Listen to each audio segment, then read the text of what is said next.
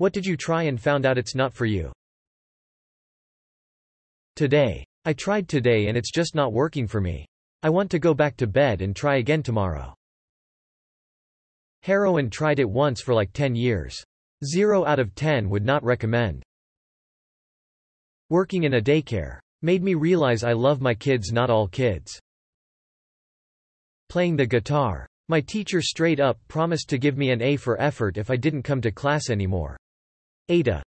This was a guitar elective class at a public high school. Ada 2. Wow, I did not expect to wake up and be the top comment. I don't think I've been the top comment or had this many of quotes on anything on Reddit ever. Thanks for all the awards. Shout out to Mr. Shiga. He really was an amazing teacher and I just really was that bad. He actually had a ton of patience with me until we both realized that guitar was just not for me and it was probably better to take that stress off of my already very heavy plate senior year. It was actually first period, so I was happy to not have to go to class, and I brought him Starbucks pretty often as a thank you. Nightclubs. Grew up in a super religious house, so I wasn't allowed to go. Then I moved out and found them super boring and overwhelming. You can't actually have a conversation. People seem to be acting to look cool and get laid, and it can get super expensive. Being a teacher. I love the teaching. I hate being a teacher. Edit. The funny thing is that I'm still teaching. Will be changing after this school year is done. Do I know what to? Not really, but I shiver at the thought of another 30 years to go. Edit 2. I've seen tons of questions and I'll put it this way without going too deep. It's not you, it's me. I need to work on me right now. A gay relationship. Always been kind of attracted to men, so went out on a couple dates with men that were so-so. Finally hit it off with a guy, tried sexual stuff and I was immediately not into it.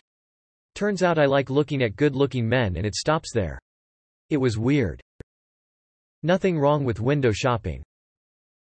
I will now explain to you why it's gayer to not have sex with a man. Being a responsible adult, it's fucking shit. The hospitality sector.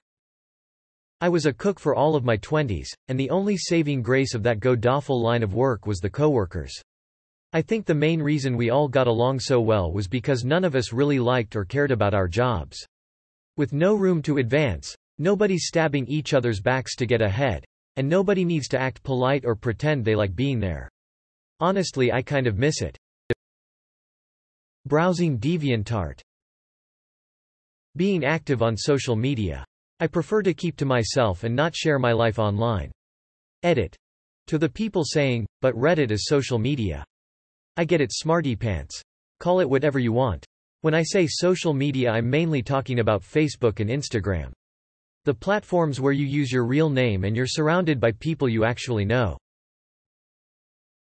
Cocaine and bungee jumping. At the same time? Individually. But maybe. No. Pretty sure I would just die. I tried a sensory deprivation tank because I thought it would be therapeutic, etc. And it devolved into a panic attack. I really tried to ride it out, but 15 minutes in I crawled out crying and shivering. Apparently some of us need to feel connected to our senses to feel real? Also, the salt burned the shit out of my scalp. Wear a swimming cap if you're gonna try it. Had a drop of high saline condensation land right in my eye. I was devoid of all sensation except a burning coal where my eye once was. Casual hookups. A committed relationship is far less stressful and more satisfying. Edit. Thank you for the gold kind stranger. I wasn't expecting this to blow up. I guess I should elaborate further, but I think quite a few of you already have a solid idea as to why. I've got no issue with people that do find satisfaction from casual sex. For some it can even be liberating. Different strokes for different folks. But our society puts casual sex on a pedestal while also being contradictory and shaming the people who do frequently engage in it. It is what it is. Personally, engaging in the perpetual chase for finding partners that I will only meet for a few-hour romp and then have minimal or no contact at all results in lots of stress and mediocre sex. As an introvert, I found that it was far more satisfying to have a committed partner that knows me and whom I can get to know over time. Not having the specter of needing to perform well also makes the activity more relaxing. And I see you demi-folk in comments here. Although I don't identify as such, I am dating a demi-woman. We are both in our 30s and she has taught me a lot about non-sexual intimacy after nearly lifetime of mixed contradictory messages. Being a crime scene investigator. I have a bachelor's degree in forensics. I got hired in my dream position at 23, just 2 years after I graduated. This was Plan A, the dream I had been working towards since I decided to go into forensics when I was 16. Then I quit after just 3.5 months. I wasn't prepared for how intense crime scenes are. One of my supervisors had once told me that we aren't called because someone is having a good day. And she was absolutely right. There are so many players and so many moving parts. I was overwhelmed with what I was expected to know and remember. I could have gotten over that aspect, but the emotional and mental intensity of a scene would paralyze me. Most death investigation crime scenes we were called to were suicides, homicides, and drug overdoses. Almost never had someone died peacefully surrounded by people they loved. It was always violent and lonely. I had a tendency to think about a person's last moments that led up to why we were there, and I would be overcome with emotion. I had panic attacks at multiple scenes. I would always get the work done, but it took such a toll. One day at a burglary scene, I broke down and told my trainer that I don't think I could do this job. She took over the scene while I went to the van and cried on the phone to my mom. I quit the next week. I finished up any open cases I had and threw in the towel. I couldn't do it. It took a long time for me to be okay with that decision. I knew if I stayed that job it would have killed me.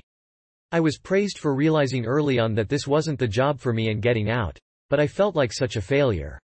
I also felt the degree I got from university was now useless and that I had wasted thousands of dollars for nothing.